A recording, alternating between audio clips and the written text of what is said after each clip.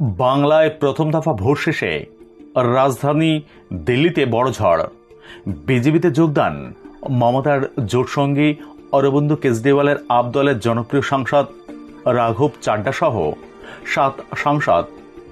চাপে বিরোধী জোট। বিস্তারিত দেখুন।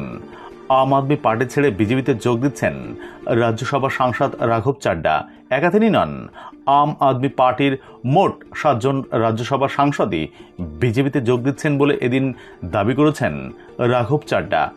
রাঘব চাড্ডার এই দাবি সত্যি হলে আম আদমি পার্টিতে বড়সড় ভাঙন ধরাতে চলেছে বিজেপি। এমন জল্পনার মাঝেই এসে পড়ল ছবি। দিল্লিতে বিজেপির দলীয় দপ্তরে গিয়ে জাতীয় সভাপতি নীতিন নবীনের সঙ্গে সাক্ষাৎ করলেন আম আদমি পার্টির রাজ্যসভা সাংসদ রাঘব চাড্ডা, সন্দীপ পাঠক এবং অশোক মিত্তল। রাজ্যসভায় আপের 2/3 সাংসদ বিজেপিতে যোগ দিচ্ছেন বলেই খবর। কিছুদিন আগেই রাঘব চাড্ডাকে আচমকায় রাজ্যসভার উপদলনেতা পদ থেকে সরিয়ে দিয়েছিল আম আদমি পার্টি। তারপর থেকেই অরবিন্দ কেজরিওয়ালের দলের সঙ্গে দূরত্ব তৈরি হয়েছিল রাঘব চাড্ডার। এদিন সাংবাদিক বৈঠক করে রাঘব চাড্ডার অভিযোগ করেন যে আম আদমি পার্টির জন্য আমি জীবনের 15 বছর দিয়েছি, ঘাম রক্ত ঝরিয়েছি। সেই দল নিজেদের আদর্শ মূল্যবোধ থেকে সরে এসেছে। এখন আর দেশের স্বার্থে নয়, এই দল ব্যক্তিগত স্বার্থে কাজ করে।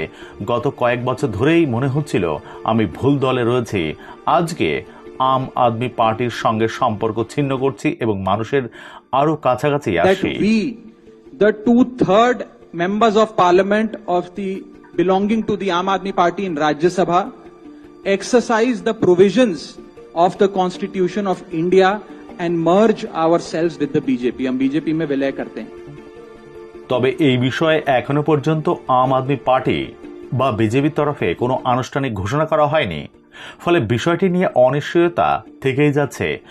রাজনৈতিক বিশ্লেষকদের মতে যদি এমন কোনো পদক্ষেপ বাস্তবে ঘটে তাহলে তার জাতীয় রাজনীতিতে বড় প্রভাব ফেলতে পারে। এর প্রভাব পড়তে পারে বাংলাতেও। কেননা প্রথম দফা ভোট শেষে ভবানীপুরে মুখ্যমন্ত্রী মমতা ব্যানার্জির প্রচারে আসছেন আপ প্রধান অরবিন্দ কেজরিওয়াল, যার প্রভাব পড়তে পারে তৃণমূল শিবিরে। এখন দেখার 4 মে বাংলার ভাগ্যে কি আছে। ধন্যবাদ।